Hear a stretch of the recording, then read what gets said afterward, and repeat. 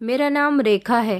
वो आज भी दरवाजे के बाहर खड़े होकर शोर मचा रहा था और कह रहा था कि मुझे तुमसे शादी करनी है। मैं डरी सहमी घर के अंदर बैठी हुई थी। काफी देर तक मन ही मन में प्रार्थना करती रही कि वो चला जाए, और फिर वो चला ही गया और मैंने सुख की सांस ली। मेरी शादी अब से 7 साल पहले एक गांव में हुई थी और मेरी ये कहानी भी 7 साल पुरानी है। मैं शहर की रहने वाली लड़की शादी करके गांव में आ गई थी। ये रिश्ता मेरे माता पिता ने मेरे लिए चुना था। मैंने उनकी मर्जी पर अपना सर झुका दिया था। जिस गांव में मेरी शादी हुई थी, ये बड़े ही पुराने टाइप का गांव था। यहाँ पर पुराने रीति रिवाजों को बहुत मान्यता दी जाती थी। यहाँ कुंवारी लड़कियों को घर से बाहर निकलने की इजाजत नहीं थी और न ही वो अपनी मर्जी के मुताबिक जिंदगी गुजार सकती थी। उनको 4 दीवारी में रखा जाता था। मुझे अच्छी तरह से याद है, जब मैं इस गांव में शादी करके आई थी तब मैंने अपनी नंद को देखा था, जो कि मेरी शादी के समय सारे मेहमानों के सामने नहीं आ रही थी। मेरी शादी को अभी सिर्फ कुछ ही समय हुआ था जब अचानक मेरे पति की मौत हो गई। मेरे लिए वो दिन शायद कभी भुलाया नहीं जा सकता। मैंने जिस इंसान के साथ जिंदगी गुजारने के सपने देखे थे, वो सिर्फ 1 साल में ही इस दुनिया को छोड़कर चला गया था। उसका शरीर अब बेजान हो गया था। मेरे पति का नाम सुखबीर था, जो कि शहर में ही नौकरी किया करता था। मेरे पिता ने उसे शहर में मेरे लिए पसंद किया था और फिर वो उनके दोस्त का बेटा भी था। मेरे ससुर जी अपनी दोस्ती को कायम रखना चाहते थे, इसलिए हम दोनों की शादी हो गई। सुखबीर की मौत बहुत जल्दी हो गई थी। मुझे नहीं पता था कि अभी मेरी शादी को 1 साल भी नहीं गुजरेगा और मैं विधवा हो जाऊंगी। सुखबीर की मौत के बाद जैसे सब कुछ बदल गया था। ऐसा लगता था जैसे मेरी जिंदगी कहीं रुक सी गई है। सब कुछ धीमे धीमे चल रहा है। उनकी मौत का हादसा मेरी जिंदगी में गूंजा और फिर सब कुछ जैसे खामोश हो गया। अचानक हार्ट अटैक की वजह से उनकी मौत हो गई, लेकिन उनकी अचानक मौत ने ही मेरी जिंदगी को बदल कर रख दिया था। जिस दिन मेरे पति की मौत हुई थी, लोग मुझ पर तरस खा रहे थे कि बेचारे की शादी को भी ज्यादा समय भी नहीं हुआ और देखो ये इतनी जल्दी विधवा हो गई। मगर ये अफसोस सिर्फ वक्ती तौर पर था, क्योंकि सब लोग यहाँ से जाने के बाद अपनी अपनी जिंदगी में बिजी हो गए थे और मेरे दिन वहीं रुक गए थे। जब मेरे पति का अंतिम संस्कार कर दिया गया, तब मेरी सास ने मेरे हाथों की चूड़ियां तोड़ दी, मेरे माथे से सिंदूर मिटा दिया, मेरे गले से मंगलसूत्र खींच लिया गया और मेरे रंगीन कपड़े भी मेरे शरीर से उतार दिए गए। मेरी सास ने मुझे 6 सफ़ेद साड़ियाँ निकाल कर दी और कहने लगी कि अब यही तुम्हारे कपड़े हैं, सारी जिंदगी तुम्हें इन्हीं कपड़ों में गुजारनी है। मेरी माँ ने जब ये बात सुनी तो वो हैरान हो गई। माँ कहने लगी कि ऐसे कैसे हमारी बेटी सारी जिंदगी यहाँ पर गुजारेगी। हम अपनी बेटी को अपने साथ लेकर जाना चाहते हैं। हर लड़की के लिए ससुराल में रहने का सबसे बड़ा मकसद उसका पति होता है। जब उसका पति ही अब नहीं रहा तो वो यहाँ किसकी खातिर रहेगी। मैं तो बिल्कुल खामोश बैठी हुई थी, जमीन को घूर रही थी। मुझे कुछ भी सूझ नहीं रहा था, मुझे कुछ नहीं पता था। मेरे पति की मौत का गम मेरे दिल पर जख्म बनकर लग चुका था और वो जख्म मुझे बहुत तकलीफ दे रहा था। मेरी सास ने मेरी माँ से कहा कि यह हमारे बेटे की पत्नी थी, हमारे बेटे की विधवा। हमारे गांव का रिवाज है कि कोई भी लड़की अपनी ससुराल छोड़कर नहीं जाती। आपने अपनी बेटी को बहू बनाकर हमें दे दिया, इसका मतलब वो हमारी हो गई। अब ये इस घर में अपने पति की विधवा बनकर रहेगी। जरूरी नहीं कि पति जिंदा हो तभी कोई पत्नी अपने घर में रह सकती है। ये हमेशा हमेशा यहाँ रहेगी और विधवा की जिंदगी गुजारेगी। इस बात पर तो मेरी माँ की आंखों में आंसू आ गए। उन्होंने मेरी सास के आगे हाथ जोड़े और कहा कि बहन, मेरी बेटी पर ऐसा जुल्म मत करो। अभी तो वो जवान है, उसकी उम्र ही क्या है। इसे हमारे साथ जाने दो, हम इसकी दूसरी शादी करवा देंगे, हम इसका ख्याल रखेंगे। यहाँ हमारी बेटी न जाने किस हाल में रहेगी। मगर आसपास की औरतें भी मेरी माँ को खामोश करने लगी और कहने लगी कि बहन, तुम शहर के रिवाज अपने पास रखो। यहाँ गांव में जो रीति रिवाज चलते हैं, गांव के लोग उसी को अपनाएंगे। तुम्हारी बेटी को यहाँ पर रहकर एक विधवा की जिंदगी गुजारनी ही होगी। हमारे पूर्वजों का कहना है कि जो औरत अपनी जिंदगी अपने पति के लिए विधवा बनकर समर्पण कर देती है, उसको हमारे गांव में बहुत इज्जत मिलती है, यहाँ तक कि इसकी वजह से उसका पति स्वर्ग पहुंचेगा और उसकी आत्मा को हमेशा शांति मिलती रहेगी। मेरी माँ कहने लगी कि नहीं, ऐसा कहाँ लिखा है, ऐसा कहाँ होता है। मेरी बेटी यहाँ नहीं रहेगी, मैं इसे यहाँ से अपने साथ लेकर जाऊंगी। मगर मेरे ससुराल वालों ने उनकी एक न चलने दी। यहाँ तक कि पूरा गांव एकजुट हो गया और सभी का यही कहना था कि इस गांव की विधवा यहाँ से नहीं जा सकती। आपने ये सब कुछ अपनी बेटी को इस गांव में बिहाने से पहले क्यों नहीं सोचा? जिस पर मेरी माँ ने कहा कि हमें नहीं पता था कि हमारी बेटी इतनी जल्दी विधवा हो जाएगी, इसका भाग्य इतना खराब निकलेगा। मगर किसी ने भी मेरी माँ और पिताजी की नहीं चलने दी। गांव के सरपंच का कहना था कि आज तक हमारे गांव के उसूलों के खिलाफ कोई नहीं गया। रेखा अपने पति की आत्मा की सुख शांति के लिए विधवा बनकर अपनी ससुराल में जिंदगी गुजारेगी। न इसे सजने संवरने का हक मिलेगा और न ही इसे दूसरी शादी की इजाज़त दी जाएगी, क्योंकि ऐसा हमारे गांव के नियमों के खिलाफ है। यहाँ कभी ऐसा नहीं हुआ कि किसी विधवा की दूसरी शादी करवाई जाए या फिर उसे आज़ादी दी जाए। ये अपने पति के घर में रहेगी और अपने ससुराल वालों के कर्तव्य का पालन करेगी और उनके नियमों के हिसाब से चलेगी। अगर इसने ये सब कुछ नहीं किया तो ऊपर वाला इसके पति को अशांति देगा। मैं जो खामोश बैठी वहाँ पर ये सब कुछ सुन रही थी। दूसरी तरफ मेरी माँ चीख चीख कर रोने लगी कि नहीं, ऐसा नहीं हो सकता, मैं अपनी बच्ची की जिंदगी बर्बाद होने नहीं दूंगी। हमने तो यहाँ इसे अपनी ससुराल में खुश रहने के लिए भेजा था, मगर हमें क्या पता था कि हमारी बच्ची के साथ ये सब कुछ हो जाएगा। माँ ने मुझे खूब झंझोड़ा और कहने लगी कि तू कुछ क्यों नहीं बोलती बेटा, मैं तुझे विधवा की जिंदगी गुजारते हुए नहीं देख सकती, तो कुछ बोल बेटा। और कहा कि तुझे यहाँ नहीं रहना है। मैं जो अभी तक सपने में बैठी हुई थी, माँ के झंझोड़ने पर सिर्फ एक शब्द बोली कि मुझे यहाँ से नहीं जाना, मुझे अपने पति की आत्मा को शांति दिलवानी है। आप यहाँ से जाओ माँ, मैं यहीं रहना चाहती हूँ। इस बात पर मेरी सास एक ही झटके से बोल पड़ी और कहने लगी कि देख लिया ना, सुन ली अपनी बेटी की बात, वो भी चाहती है कि उसका सुहाग ऊपर स्वर्ग में रहे और तुम्हारी वजह से मेरा बेटा जल्दी ही नरक में पहुंच जाएगा। एक यही है जो उसे स्वर्ग ले जा सकती है। इसकी तपस्या ही तो मेरे बेटे की आत्मा को शांति पहुंचाएगी। जब हमारी बहू यहाँ से नहीं जाना चाहती तो तुम भी हमारी बहू के साथ जबरदस्ती नहीं कर सकती। गांव की मौजूद औरतों ने यही कहा कि अब तुम इसे यहाँ से नहीं ले जा सकती, क्योंकि ये यहाँ रहना चाहती है, अपने पति के लिए कुछ करना चाहती है। मेरी माँ खामोश हो गई। उधर मर्दों में भी यही बात चल रही थी। जब उनको मेरे बारे में पता चला कि मैं यहाँ से नहीं जाना चाहती हूँ तो मेरे पिताजी का भी सर नीचा हो गया और फिर मजबूरन मेरी माँ और पिताजी को अकेले ही गांव से रवाना होना पड़ा। हालांकि वो मेरे लिए बहुत फिक्रमंद हो रहे थे। मुझे नहीं पता था कि मेरी आने वाली जिंदगी में मेरे साथ क्या होने वाला है। मुझे सफ़ेद रंग की साड़ी पहना दी गई। मुझे लगा कि ये सब कुछ नॉर्मल है, कुछ वक्त के लिए है। लेकिन जैसे जैसे वक्त गुजरता गया, ये सफ़ेद रंग की साड़ी मेरी जिंदगी की इस कैद का हिस्सा बन गई थी। घर में एक अजीब सी खामोशी छाई हुई थी। मेरे ससुराल में मेरे सास ससुर और मेरी एक जवान नंद थी जिसका नाम चंचल था। मैं विधवा क्या हुई, इस घर की सारी जिम्मेदारियों का बोझ मुझ पर डाल दिया गया था। ऐसे जैसे मैं विधवा नहीं हुई, बल्कि इस घर में बहू का रूप छोड़कर नौकरानी का रूप धारण कर लिया है। मेरी सास, जो पहले मेरी सास एक माँ की तरह रिएक्ट करती थी, मुझसे बहुत प्यार करती थी, गांव वालों से हमेशा मेरी तारीफ करती थी, कहती थी कि मेरी बहू तो लाखों में एक है, शहर से बड़ी सुंदर बहू चुनकर लाई हूँ, मेरे बेटे के साथ बहुत अच्छी लगती है, मेरी बहुत फिक्र करती है, मेरा बेटा भी उसे बहुत पसंद करता है। मेरी सास घर के कामों में मेरे साथ बराबर से हाथ बटाया करती थी। मेरे पति भी मुझे बहुत इज्जत दिया करता था। मेरी सास ने हमेशा मुझे अपनी बेटी समान समझा था। लेकिन अब तो जब से मैं विधवा हुई थी, मुझ पर काम ही इतना ज्यादा डाल दिया गया था जैसे मैंने खुद ही अपने पति की जान ली है और इस चीज की सजा मुझे दी जा रही है। मेरे कंधों पर जिम्मेदारियों का बोझ बढ़ता जा रहा था। खाने से लेकर सफाई तक सब कुछ मेरे सर पर डाल दिया गया था। सुबह की शुरुआत किचन से और फिर झाड़ू, बर्तन, कपड़े धोना, खाना बनाना, छत की सफाई लगाना, सबको नाश्ता देना, बस दिन इस सब में गुजर जाता था।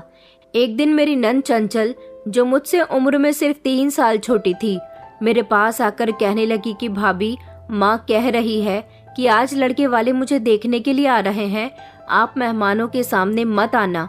मैंने फौरन नजर उठाकर उसे सामने देखा, लेकिन कुछ कहे बिना ही अपने काम में लग गई।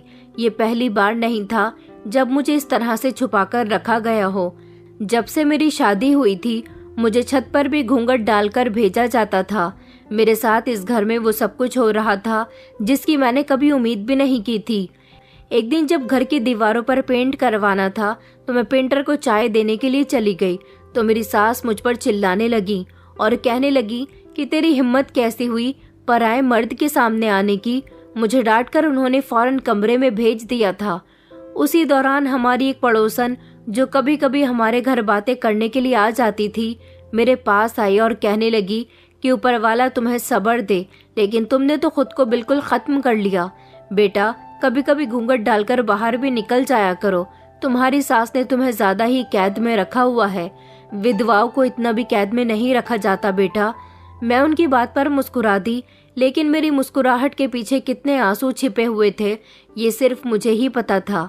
मेरी नंद का रिश्ता तय हो चुका था। उसकी सगाई की तैयारियां जोर जोर से की जा रही थी। एक दिन शाम को घर में शोर सा हुआ। पता चला कि लड़के वालों ने एक लंबी फरमाइश की लिस्ट भेज दी है। मेरी सास परेशान हो गई थी। ससुर जी ने कहा कि हमसे जितना हो सकेगा हम उतना करेंगे, इज्जत का सवाल है। फिर मुझसे कहा गया कि कुछ बर्तन और कपड़े बाजार से खरीदने हैं।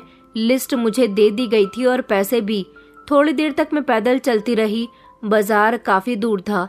मैंने अपनी पड़ोस की एक औरत के साथ जाकर अपनी नंद के लिए शॉपिंग की। फिर मैं घर आने लगी। शॉपिंग का बैग बहुत भारी हो रहा था। वापसी पर आते समय मेरी चप्पल टूट गई, लेकिन मैंने किसी से कुछ नहीं कहा। सारे रास्ते में टूटी हुई चप्पल से घर वापस आई थी। पड़ोसन अपने घर चली गई थी और मैं अपनी ससुराल वापस आ गई थी। एक दिन अचानक बिजली चली गई। मैं मोमबत्ती लेकर घर के आंगन में पहुंची तो देखा कि मेरी नंद और उसकी सहेलियां हंसी मजाक कर रही थी। मैंने मोमबत्तियां वहां पर रख दी और खामोशी से किचन में चली गई। पीछे से किसी ने कहा कि विधवा होकर भी हंसी सुन रही हो। मैंने पलटकर कुछ नहीं कहा, बस किचन में आकर अपने काम में लग गई। एक रात जब मैं देर से फ्री हुई तो देखा मेरे लिए बिस्तर बाहर आंगन में लगाया गया। मैं हैरान हो गई तो मेरी सास ने कहा कि तुम्हारे कमरे में मेहमान है, तुम बाहर सो जाओ। लेकिन सर्दी के दिन थे। उस रात बहुत ज्यादा सर्दी हो रही थी, मगर मुझे तो जैसे इस घर में एक ऐसी चीज समझ लिया गया था जो बिल्कुल बेकार है, इसलिए मैं वहीं पर लेट गई। मुझे ओढ़ने के लिए भी रजाई नहीं दी गई, बस एक पतली सी चादर थी। मैं उसे ही लपेट कर सो गई और आसमान पर चमकते तारे जैसे इस बात के गवाह बन रहे थे कि मेरे साथ जो कुछ हो रहा है मैं उस पर बहुत सब्र कर रही हूँ। एक दिन इस गांव में मेरी एक पुरानी दोस्त आई। अभी कुछ दिन पहले उसकी भी इसी गांव में शादी हुई थी। हम दोनों बहुत पक्की सहेलियां थे, लेकिन शादी के बाद मैंने उससे कांटेक्ट नहीं रखा था। जब उसे पता चला कि मेरी शादी भी यहाँ हुई है तो वो फौरन मुझसे मिलने के लिए आ गई। उसने कहा कि रेखा, तुम तो बिल्कुल बदल गई हो। मैंने कहा, बस नीतू, कुछ चीजें वक्त के साथ खुद ब खुद बदल जाती हैं। उसने मेरा हाथ पकड़कर कहा कि अच्छा तुम मेरे साथ चलो, कुछ दिन मेरे घर रहो, तुम्हें बदलाव की जरूरत है। मैंने अपनी नजरें चुरा ली। मैं जानती थी कि अब मेरी जगह और मेरी जिम्मेदारियां वही हैं जिन्हें मुझे निभाना है। ये सब जिंदगी के वो दो रंग थे जिन्हें मैंने खामोशी से सहा। हर दिन मेरे लिए एक नया इम्तिहान होता था। मैं हर दिन एक नया जख्म लेकर सोती थी, लेकिन जुबान पर कभी शिकायत नहीं आई, क्योंकि मेरी माँ कहती थी कि बेटी का सब्र ही उसका जेवर होता है, और मैं वो जेवर हर रोज पहनकर जीती थी। चंचल की शादी की तारीख करीब आ रही थी और घर में हर तरफ खुशी के रंग बिखरे हुए थे, लेकिन मेरे हिस्से में वही पुरानी सफेद साड़ी, वही किचन, वही घर के काम और वही खामोशी रह गई थी। सुबह की शुरुआत अब सिर्फ झाड़ू और बर्तन धोने से नहीं होती थी। अब तो सास ने मुझे शादी की तैयारियों के लिए दोपहर तक चूल्हे के सामने खड़े रहने के लिए कह दिया था। एक दिन मेरी सास कहने लगी कि चंचल के कपड़ों पर इस्त्री होनी है। तुम्हें कोई काम धंधा तो है नहीं, हमेशा खाली रहती हो। चलो आओ और उसके कपड़ों पर इस्त्री कर दो। मैंने खामोशी से चंचल के सारे कपड़ों पर इस्त्री करनी शुरू कर दी थी। उसकी शादी के जोड़े थे, इसलिए बहुत सारे थे। इतने बहुत सारे कपड़ों पर भारी इस्त्री से कपड़ों की सिलवटें निकालने की वजह से मेरे हाथों पर छाले पड़ गए थे। मेरे हाथ सूजने लगे थे, आंखों में नींद की कमी थी, लेकिन शिकायत नहीं कि मेरी नंद मेरे पास से गुजरी तो कहने लगी कि भाभी, आपको देखकर दिल दुखता है। मैं तो प्रार्थना करती हूँ कि कभी इस गांव की किसी औरत का सुहाग न उजड़े, कभी मेरे साथ भी ऐसा न हो, क्योंकि आपकी जिंदगी देखकर तो मुझे लगता है कि ऐसी जिंदगी से तो मौत अच्छी है। मैं फिर भी खामोश रही।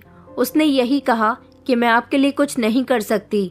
मैंने धीरे से कहा कि तुम बस खुश रहो और अपनी शादीशुदा जिंदगी पर ध्यान दो, भगवान तुम्हें सदा सुहागन रखे। शादी की तैयारियां तेज हो गई थी। हर रोज घर में मेहमान आ रहे थे, लेकिन मुझे अंदर ही रखा जाता था। एक दिन जब घर में डेकोरेशन वालों का शोर हुआ, मैंने दरवाजे की आड़ से झांकने की कोशिश की तो सास की आवाज आई कि तुम्हें ये सब देखने की कोई जरूरत नहीं है, तुम्हारे लिए कुछ नहीं बदलेगा। अगले दिन कुछ सामान बाजार से लाना था। मेरी सास और नंद बिजी थे। मुझे बाजार भेज दिया गया। जब मैं वहां से लौट रही थी तो बारिश शुरू हो गई।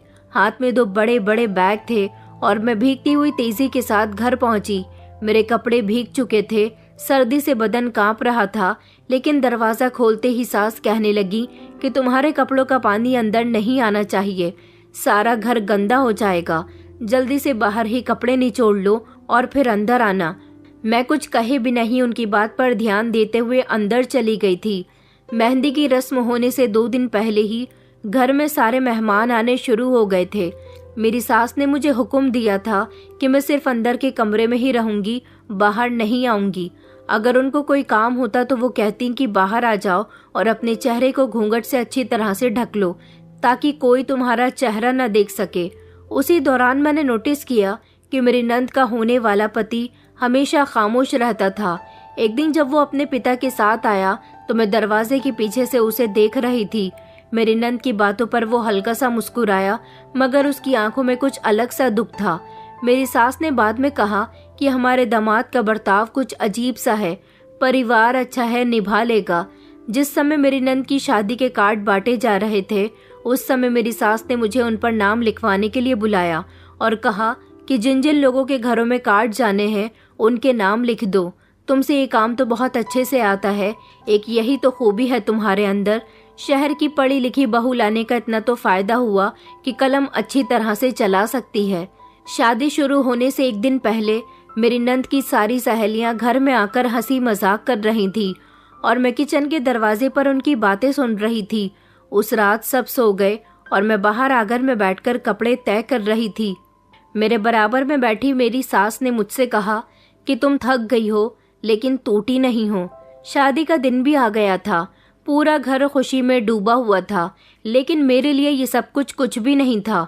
सुबह से ही मुझे काम सौंप दिए गए थे। मेरी सास ने कहा था कि आज कोई गलती नहीं होनी चाहिए, मेहमान स्पेशल होंगे, तुम्हें सिर्फ किचन देखना होगा। वो शादी वाले दिन अपने दोस्तों के साथ बारात लेकर हमारे घर में आया था। बारात दूसरे शहर से आई थी, इसलिए उनके रुकने का बंदोबस्त भी कर दिया गया था। घर के काम इतने थे कि मेरे लिए नींद की कमी हो गई थी और हाथों में खाना बना बनाकर छाले पड़ गए थे। मैं जब बाहर मिठाई रखने के लिए आंगन में निकली तो एक टेबल पर पहुंचते ही जैसे ही मैंने मिठाई रखने के लिए हाथ आगे बढ़ाया तो अचानक मुझे एक आवाज सुनाई दी। क्या ये वही रेखा है? मैं चौंक गई थी।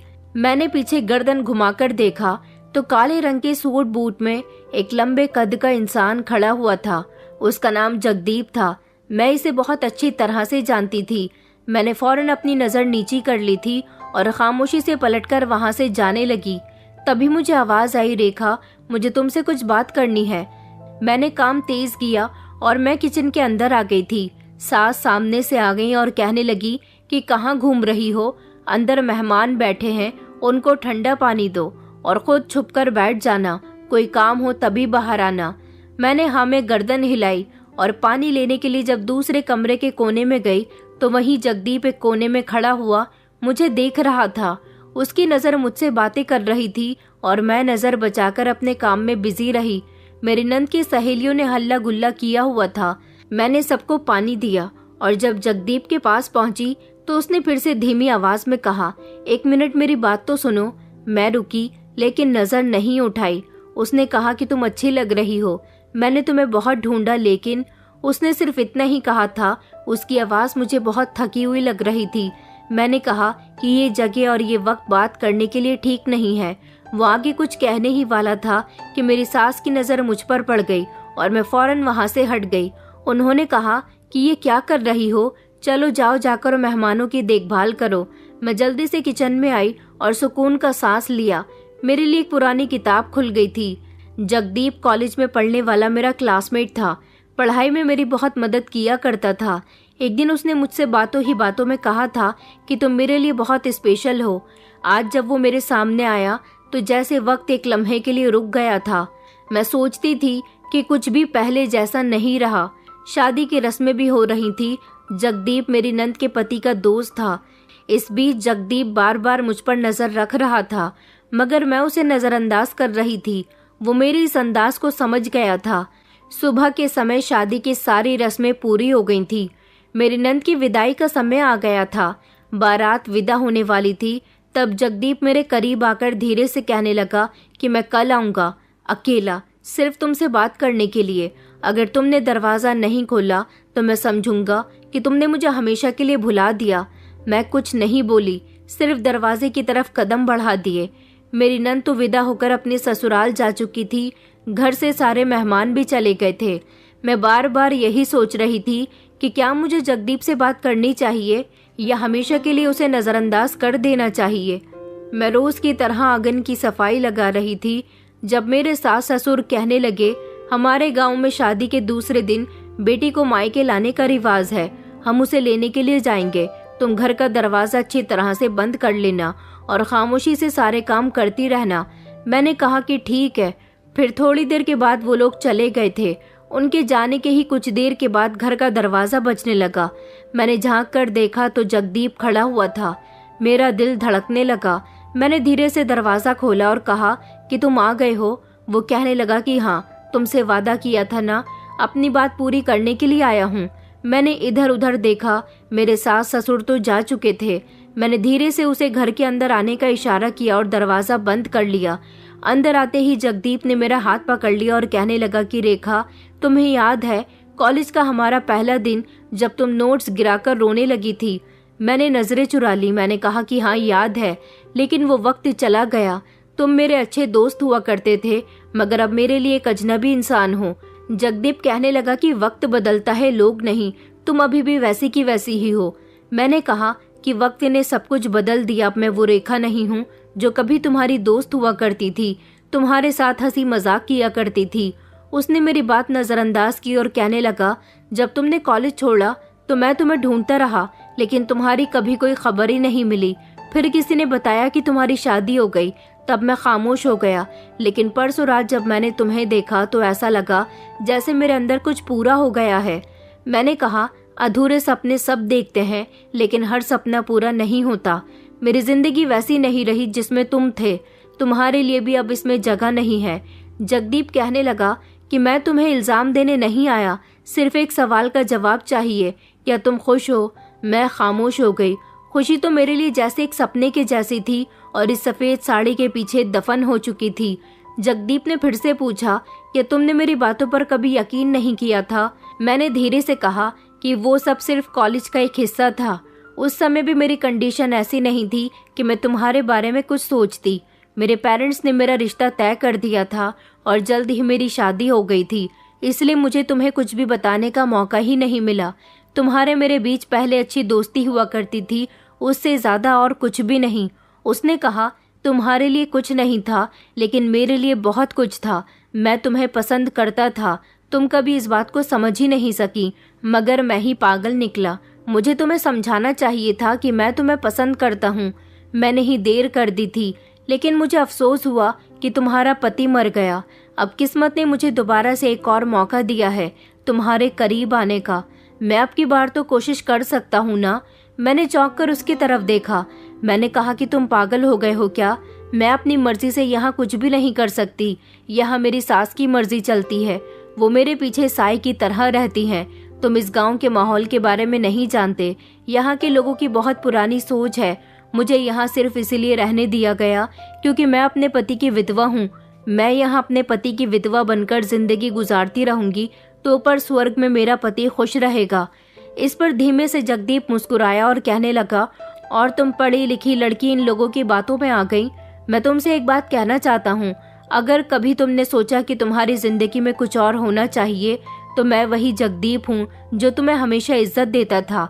मैं तुम्हें हमेशा इज्जत दूंगा, तुम्हारे फैसले की कदर करूंगा। मैंने उसे दरवाजे की तरफ इशारा करते हुए कहा कि अब तुम जाओ, अगर किसी ने देख लिया तो बात का बतंगड़ बन जाएगा। वो उठा और कहने लगा कि ठीक है, मैं जा रहा हूँ, लेकिन एक बात याद रखना, तुम्हारी सारी खुशियाँ छीन ली गई हैं। हर इंसान को अपनी जिंदगी जीने का हक है। तुम अपने आप को दिन ब दिन मार रही हो। अपने साथ इतना बुरा मत करो रेखा। इतना कहकर वो वहां से चला गया। थोड़ी ही देर के बाद मेरे सास ससुर भी चंचल को लेकर वापस आ गए थे, लेकिन जब मेरी सास घर के अंदर दाखिल हुई तो गुस्से में थी। उन्होंने कहा कि पास की एक औरत ने बताया था कि यहाँ एक लड़का आया था। किससे बातें कर रही थी तुम? कौन आया था? मैं घबरा गई। मैंने कहा कि गांव का ही लड़का था, मुझे सामान की जरूरत थी, मैं घर से बाहर नहीं जा सकती थी, इसलिए मैंने उसे पैसे देकर कुछ सामान मंगवा लिया था। पानी पीने का कहने लगा तो घर के अंदर बुला लिया। मेरी सास कहने लगी कि आज तो तुमसे ये गलती हो गई, लेकिन आइंदा नहीं होनी चाहिए। हमारे पीछे किसी के लिए भी दरवाजा मत खोलना, और अगर किसी भी सामान की जरूरत हो तो हमारे आने का इंतजार करना। मैंने कहा कि जी माँ जी। इतना कहकर मैं जल्दी से किचन में आकर किचन के कामों में लग गई थी। अगले दिन फिर से लगभग 10 बजे का समय होगा। दरवाजे पर दस्तक हुई। मेरी सास अपने कमरे में सो रही थी। मैंने जैसे ही दरवाजा खोल कर देखा तो जगदीप खड़ा हुआ था। मैं फौरन पीछे हुई। मैंने कहा कि तुम बार बार यहाँ क्यों आ रहे हो? तुम्हारा यहाँ पर आना ठीक नहीं है, लोग क्या कहेंगे? वो धीरे से कहने लगा कि मैं तुम्हें लेने के लिए आया हूँ। मैं तुम्हें विधवा की जिंदगी से निकालना चाहता हूँ रेखा, जो तुम्हें मार रही है। मैंने सख्त शब्दों में कहा कि ये मेरी जिंदगी है और तुम्हें यहाँ पर आने का कोई हक नहीं है। जगदीप ने मुस्कुराकर कहा, तो सबके सामने आकर तुम्हारा हाथ मांग लेता हूँ। मैंने गहरी सांस ली। मैंने कहा कि तुम नहीं जानते इस घर का और गांव का माहौल कैसा है। इस गांव में मेरी हैसियत सिर्फ एक विधवा की है। दूसरी शादी करना यहाँ पाप समझा जाता है। जगदीप ने एक कदम करीब आकर कहा, तो क्या तुम खुद को सारी उम्र यहाँ कैद कर दोगी, सिर्फ इसलिए कि दुनिया क्या कहेगी? मैंने दरवाजा थाम लिया और कहा कि ये मेरी प्रॉब्लम है, मैं इसे खुद हैंडल कर लूंगी। तुम्हें यहाँ बार बार आने की जरूरत नहीं है। मैंने दरवाजा बंद कर लिया था। शायद वो चला गया था। दोपहर का समय था। जब मैं सबको खाना परोस रही थी तब मेरी सास कहने लगी कि सुबह के समय दरवाजे पर कौन आया था। किसी से धीरे धीरे बातें कर रही थी। मैंने घबराकर उनकी तरफ देखा। मैंने कहा, माँ जी, कोई भी तो नहीं था। अच्छा याद आया, पड़ोस का एक बच्चा था, हमारे आंगन में उसकी बॉल आ गई थी, बस उसी से बातें कर रही थी। बड़ा प्यारा ही बच्चा था। मेरी सास कहने लगी कि बड़ी बच्चों से बातें करने लगी हो आजकल। आइंदा अगर दरवाजे पर किसी से खड़े हुए बातें करते पाया ना तो इस घर में रहना मुश्किल कर दूंगी। मैं खामोश हो गई थी और डर गई थी। मेरी नंद भी मायके में रुकने की रस्म पूरी करने के बाद अपनी ससुराल वापस चली गई थी, लेकिन वो अपनी माँ को बार बार फोन करके उनसे बातें किया करती थी। उसको अपने पति के थ्रू जगदीप और मेरे बारे में पता चल गया था कि हम दोनों पहले पुराने दोस्त रह चुके हैं और जगदीप मेरे घर पर मुझसे बात करने के लिए आता है। इस बारे में उसने फौरन ही अपनी माँ यानी कि मेरी सास को बता दिया था। मेरी सास ने मुझे अपने पास बुलाया और कहने लगी, क्या तुम मुझे अपनी दुश्मन समझती हो? मुझे सब पता है कि क्या बात है। तुम दूसरी शादी करना चाहती हो। वो लड़का इसीलिए यहाँ पर आता है। देखो, अगर तुमने कोई भी ऐसा वैसा कदम उठाया ना तो तुम पर बहुत सारी मुसीबत आ जाएगी। मैं उनकी बात पर खामोश हो गई थी। फिर उन्होंने गुस्से से कहा, तुम्हारे लिए सिर्फ ये सफेद साड़ी है। तुम मेरे बेटे की विधवा हो। आइंदा अगर तुम्हारे दिल में किसी दूसरे का ख्याल आया तो अच्छा नहीं होगा। सुबह मैंने फोन पर अपने पिताजी से बात की। वो चुप थे और कहने लगे कि बेटा, तुमने हमारी बात नहीं मानी। अगर उस दिन तुम आवाज उठाती तो हम तुम्हें अपने साथ यहाँ ले आते और शायद तुम्हें वहाँ इस तरह बेरंग जिंदगी ना जीनी पड़ती। फिर थोड़ी देर मेरी माँ से बात हुई। मैंने उनको जगदीप के बारे में बता दिया था। माँ कहने लगी, बेटा, अगर वो शरीफ लड़का है और तुम्हें कबूल करता है तो तुम अपनी जिंदगी को आगे बढ़ाओ। तुम्हारे ससुराल वालों की जैसी सोच है ऐसी सोच हमारी नहीं है। हम चाहते हैं कि तुम हमेशा खुश रहो, तुम्हारी जिंदगी बर्बाद न हो। हमें तुम्हारी खुशी प्यारी है बेटा। दुनिया कुछ भी कहे, तुम्हारे पास ये पहला मौका है, तुम इसे अपने हाथ से मत जाने दो। इधर घर में मेरी सास मुझे छोटी छोटी बातों पर ताने दे रही थी, बार बार जगदीप का कहकर मुझे जलील कर रही थी। अगले दिन फिर से जगदीप मेरे घर के दरवाजे पर आया और उसने हर बार की तरह फिर से वही बात की कि मैं तुमसे शादी करना चाहता हूँ, तुम्हारे घर रिश्ता भेजना चाहता हूँ। मैंने इस बार दरवाज़ा नहीं खोला। वो बार बार मेरा नाम लेकर दरवाज़ा पीटता रहा और सास मुझे घूर कर देख रही थी। मैंने दरवाज़ा नहीं खोला तो वो काफ़ी देर तक वहाँ खड़ा होकर खुद ही चला गया, जिस पर मेरी सास ने मेरे माता पिता को फ़ोन करके उनसे शिकायत की और उनसे कहा कि आपने अपनी बेटी को यही सिखाया है, यहाँ पूरे गांव में हमारी इज्जत को नीलाम करती फिर रही है। हम इसे निकाल नहीं सकते, न बर्दाश्त कर सकते हैं। अब आप ही फैसला करो कि हमें इसका क्या करना है। मेरी माँ चुप रही, रोती रही, लेकिन उन्होंने मेरी सास से सिर्फ इतना कहा कि हमारी बेटी ने कुछ नहीं किया। अगर उसे कोई लड़का पसंद करता है तो इसमें उसकी कोई गलती नहीं है। हम वहीं आकर बात करेंगे। हमारी बेटी को इल्ज़ाम मत दो। जगदीप को जब ये बात पता चली तो अगली सुबह वो घर के सामने आकर खड़ा हो गया था। वो फिर से दरवाज़ा बजाने लगा तो मैंने दरवाज़ा नहीं खोला, लेकिन उसके दरवाज़ा बजाने की आवाज़ पर मेरी सास बाहर आ गई और उससे झगड़ने लगी कि हमारी ज़िंदगी में तमाशा बनाने के लिए आ गए हो। जिस पर जगदीप ने कहा कि मैं रेखा से शादी करना चाहता हूँ, इज्जत से रिश्ता मांगने के लिए आया हूँ। मेरी सास हंसी और कहने लगी कि एक विधवा का रिश्ता लेकर आए हो, तुम अंधे हो या बेवकूफ़। इससे पहले कि वो कुछ कहता, सास ने उसे धक्का देकर निकाल दिया। घर के बाहर शोर शराबा होने की वजह से गांव के सारे लोग एक एक करके इकट्ठा हो गए थे और सभी एक विधवा की दूसरी शादी के खिलाफ थे। जगदीप तो सबके सामने कुछ नहीं कह सका, लेकिन खामोशी से वापस चला गया। उसी रात मुझे कमरे में बंद कर दिया गया, खाना भी नहीं दिया गया। मेरे ससुर जी भी मुझे ही इल्ज़ाम दे रहे थे। हर कोई मुझे बुरा भला कह रहा था। मैं कमरे के कोने में बैठकर फूट फूट कर रो रही थी। ये सब मेरी बर्बादी की शुरुआत बन गया था। मैं बेकसूर थी, फिर भी न जाने मुझे किस कसूर की सज़ा दी जा रही थी। जगदीप की जिद अब एक हकीकत बन चुकी थी। हर सुबह सवेरे की पहली किरण के साथ वो दरवाजे पर मौजूद हो जाता था। उसकी मौजूदगी की खबर मिलते ही गांव वाले भी अब बातें करने लगे थे कि ये वही लड़का है ना जो इस विधवा के पीछे दीवाना हुआ पड़ा है। और हर दिन की तरह मेरी सास गुस्से में आ जाती थी, कहती थी कि हर रोज आकर गांव में तमाशा लगाते हो। एक दिन तो मेरे ससुर जी की लड़ाई जगदीप से हो गई थी और मेरी नंद ने भी मुझे कहा कि भाभी, तुम्हारी वजह से मेरे माता पिता को बहुत शर्मिंदा होना पड़ रहा है। तुम जगदीप से मना क्यों नहीं करती कि वो यहाँ आकर तमाशा ना लगाया करे। मैंने उसे समझाने की कोशिश की कि जैसा तुम समझ रही हो ऐसा कुछ भी नहीं है। मैंने कभी तुम्हारे माता पिता की बात नहीं टाली, हमेशा उनको अपने माता पिता समान समझा है। एक दिन जब मैं आंगन में बैठी कपड़े धो रही थी, दरवाजे पर दस्तक हुई। सास झटपट बाहर आ गई और फिर जगदीप की आवाज़ सुनाई दी। उसने कहा कि मैं रेखा से बात करना चाहता हूँ, उससे मेरी बात करवा दो। मैं उससे शादी की बात करने के लिए आया हूँ। सास ने चीख कर कहा, वो हमारे बेटे की विधवा है। जगदीप ने धीरे से कहा मगर मजबूत शब्दों में कहा, वो विधवा है लेकिन इंसान भी है। उसकी जिंदगी खत्म नहीं हुई, उसको जीने का हक है। मेरी सास ने दरवाज़ा बंद किया और अंदर जाकर शोर मचाने लगी और फिर चिल्लाते हुए मुझसे कहने लगी कि अगर तुम्हें इसके साथ जाना है तो मुझे साफ साफ कह दो, हम अभी तुम्हें यहाँ से निकाल देते हैं, क्योंकि हम रोज रोज की बेइज्जती से बहुत तंग आ गए हैं। मैंने अपने हाथ पहुँचते हुए कहा कि मैंने कुछ नहीं किया, वो खुद यहाँ आता है। मैं आप लोगों को कब तक समझाऊं? मेरी आवाज़ कांप रही थी मगर मेरे शब्द साफ थे। दूसरे दिन वो फिर आ गया। इस बार मेरे ससुर दरवाजे पर आए और कहने लगे कि बेटा, हम तुम्हें समझाते समझाते थक गए। ये लड़की हमारे बेटे की निशानी है और हमारे गांव में विधवा की दूसरी शादी नहीं होती। हम अपने गांव के उसूलों के खिलाफ नहीं जा सकते। जगदीप ने कहा कि यही बात मैं एक बार रेखा के मुंह से सुनना चाहता हूँ, जिस पर मेरे ससुर जी खामोश हो गए थे। उन्होंने दरवाज़ा बंद कर दिया। तीसरे दिन फिर से जगदीप आ गया। इस बार उसके साथ दरवाजे पर उसके 2 दोस्त भी आए थे। उन्होंने कहा कि रेखा को घर से बाहर निकालो। एक बार मैं उसके मुंह से इनकार सुनना चाहता हूँ। अगर उसने इनकार कर दिया तो मैं यहाँ से चला जाऊँगा, लेकिन इनकार नहीं किया तो मैं उसे अपने साथ लेकर जाऊँगा और शादी ही करूँगा।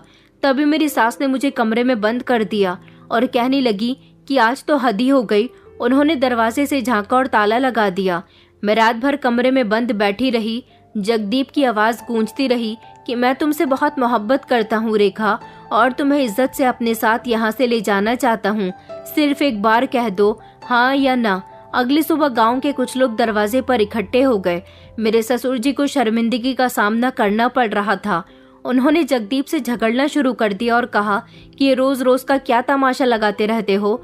यहाँ आकर जगदीप की आंखों में थकन थी पर हार नहीं थी। उसी रात मेरी सास ने मुझे एक बार फिर बुलाया और कह दिया कि सुन लो, अगर तुमने उससे शादी की तो तुम हमारे लिए मर जाओगी। समझो कि हम तुम्हें तुम्हारे माता पिता के घर भी नहीं जाने देंगे। इसी गांव में रहकर दर दर की ठोकरें खानी पड़ेंगी। मैंने धीरे से कहा कि मेरी अपनी कोई मर्जी नहीं है क्या? क्या विधवा होना कोई पाप है? क्या आपके बेटे को मैंने मारा था जो आप मुझसे न जाने किस कसूर का बदला ले रही हैं? उन्होंने कहा कि तुम इस गांव की पहली विधवा नहीं हो, तुमसे पहले भी कई विधवा अपने सारे शौक मार चुकी हैं। मैं खामोश रही और दिल ही दिल में सोचती रही कि कब तक मैं अपनी जिंदगी को दूसरों के डर में कैद रखूंगी। सुबह का समय था और मैं किचन के चूल्हे पर सबके लिए चाय रख रही थी जब फिर से दरवाजे पर जोर जोर से दस्तक हुई। मेरी सास ने फौरन आवाज दी कि देखो जरा, आज फिर वही तो नहीं है। मैंने अपने सर पर पल्लू रखा और धीरे से दरवाजा खोलने के लिए चली गई। जगदीप बाहर खड़ा हुआ था। इस बार उसकी आंखों में न नरमी थी और न ही रिक्वेस्ट। उसने दरवाजा थाम लिया और सख्त शब्दों में कहने लगा कि बस बहुत हो गया, अब बस करो, अपनी जिंदगी को दूसरों के रहम पर डालना छोड़ दो। मैंने दबे शब्दों में कहा तुम यहाँ से चले जाओ। उसने जवाब दिया, अब मैं चुप नहीं रहूंगा, तुम्हें सच सुनना होगा। ये लोग तुम्हें कैद करके बैठे हुए हैं, तुम्हारा हक दबा रहे हैं, तुम खामोश हो। आखिर कब तक तुम खामोश रहोगी? मैंने दरवाजा बंद करने की कोशिश की तो उसने दरवाजे पर हाथ रख दिया और कहने लगा, मैं तब तक नहीं जाऊंगा जब तक तुम अपनी जुबान से नहीं कह देती कि तुम इस घर में बहुत खुश हो और तुम्हें मुझसे शादी नहीं करनी। गुस्से से मेरी सास की आवाज गूंजी, आखिर किस बात का शोर हो रहा है? दरवाजा बंद करो और अंदर आओ। मैंने दरवाजे से पीछे हटते हुए कहा कि बस कर दो और ये सब बहुत मुश्किल है मेरे लिए। जगदीप ने आखिरी बार कहा, तुम सिर्फ एक बार आ जाओ, सिर्फ अपने दिल की सुनो। और वो पीछे मुड़ गया। दरवाजा बंद किया तो पीछे मेरी सास खड़ी हुई थी कि कितनी बार कहा है कि उससे बातें मत किया करो, दोबारा आया तो हम तुम्हें उसी समय घर से निकाल देंगे। मैं चुप रही, किचन में वापस अपने काम में लग गई, लेकिन दिल में हलचल थी। पहली बार किसी ने मेरे सामने खड़े होकर कहा था कि मैं चाहूँ तो सब कुछ बदल सकती हूँ। अगले दिन मेरी माँ का फोन आया। वो कहने लगी कि वो लड़का तुम्हारे दरवाजे पर आता है क्या? ये सच है? मैंने अपनी माँ को सब कुछ बता दिया।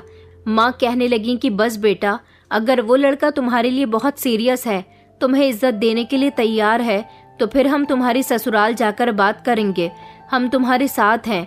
ये सुनकर मेरी आंखों में आंसू आ गए। पहली बार किसी ने मेरी मर्जी की बात सुनी थी। दूसरे ही दिन मेरे माता पिता मेरे ससुराल पहुंच चुके थे। अपने साथ पुलिस को लेकर आए थे और साथ ही उन्होंने जगदीप को भी बुला लिया था। पुलिस के आ जाने से पूरे गांव में हड़कंप मच गया था। यहाँ तक कि अब की बार तो सरपंच जी भी आ गए थे। पुलिस वालों ने कहा कि अगर लड़का और लड़की शादी के लिए राजी हैं, तो आपको अपने गांव के उसूलों को बदलना होगा, वरना हमें कोई एक्शन लेना पड़ जाएगा। दूसरी तरफ सरपंच जी ने कहा कि ये लड़का यहाँ रहकर इन लोगों को तंग करता है, लड़की इस लड़के से शादी नहीं करना चाहती, वो अपने पति के इस गांव में और अपने ससुराल में रहना चाहती है। जगदीप कहने लगा, अगर यही बात है तो आप एक बार देख के मुंह से कहलवा देंगे तो मैं खामोशी से यहाँ से चला जाऊंगा। फिर मुझे बुलाया गया। जब पुलिस के सामने मुझसे बात करने के लिए कहा गया तो मुझे बहुत डर लग रहा था, लेकिन आज मुझे हिम्मत करके अपने लिए लड़ना था। मैं जानती थी कि एक बार मेरे माता पिता ने मुझे यहाँ से ले जाने की कोशिश की थी, लेकिन मैंने उनको ही उल्टा उनको यहाँ से जाने के लिए कहा था। लेकिन अब की बार वो मेरी मदद के लिए पुलिस को लेकर आए थे। इस घर में मेरे साथ जो कुछ भी हुआ मैं उसे भूल नहीं सकती थी, इसलिए मैंने पुलिस से कह दिया कि मैं जगदीप के साथ शादी करना चाहती हूँ। मेरी बात सुनकर जगदीप के और मेरे माता पिता के चेहरे पर तो मुस्कान आ गई थी, लेकिन सारे गांव के लोग भड़क उठे थे। मगर पुलिस ने मेरी सहायता की और खुद मेरी अपनी मौजूदगी में जगदीप के साथ कोर्ट मैरिज करवाई। मेरे लिए ये फैसला लेना बहुत अहम था। मैं चाहती तो सारी जिंदगी अपने पति की विधवा बनकर रह सकती थी, लेकिन जो जुल्म उनकी माँ ने मुझ पर किया उसको अब मैं और बर्दाश्त नहीं कर सकती थी। इस गांव में हर विधवा औरत के साथ बहुत बुरा होता है, ये बात पुलिस वालों को पता चली तो उन्होंने फौरन मीडिया को फोन किया। सोशल मीडिया और टीवी चैनल और अखबार हर तरफ इस चीज को लेकर खबर फैलने लगी थी और लोग गांव आकर गांव के सरपंच का इंटरव्यू लेने लगे थे, जिससे सरपंच जी की बहुत बेइज्जती होने लगी। और फिर तंग आकर सरपंच जी ने पुराने उसूलों को खत्म कर दिया, क्योंकि अगर वो ऐसा नहीं करते तो उनकी और बदनामी होती और फिर विधवा औरतों के साथ आगे भी उनके जीने का हक छीन लिया जाता। तो उसके खिलाफ पुलिस कार्यवाही करने के लिए तैयार थी।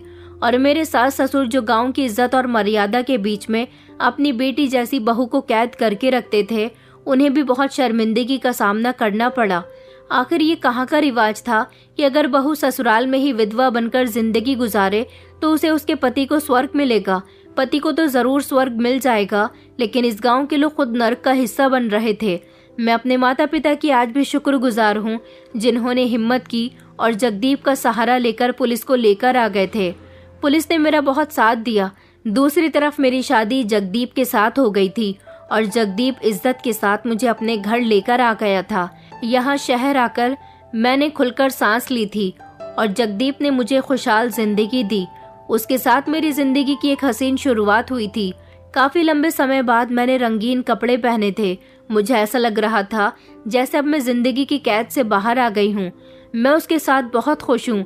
उसने मुझे जिंदगी जीने का असली मकसद सिखा दिया। अगर वो मेरी जिंदगी में शामिल ना होता तो शायद मैं कभी अपनी ससुराल से बाहर ना आ पाती और ना कभी बाहर की दुनिया देख पाती। मुझे तो उस घर में जो इज्जत अपने पति के मरने के बाद नसीब नहीं हुई थी, वो यहाँ जगदीप के घर आते ही नसीब होने लगी थी। उसके पेरेंट्स बहुत अच्छे थे, पढ़े लिखे थे।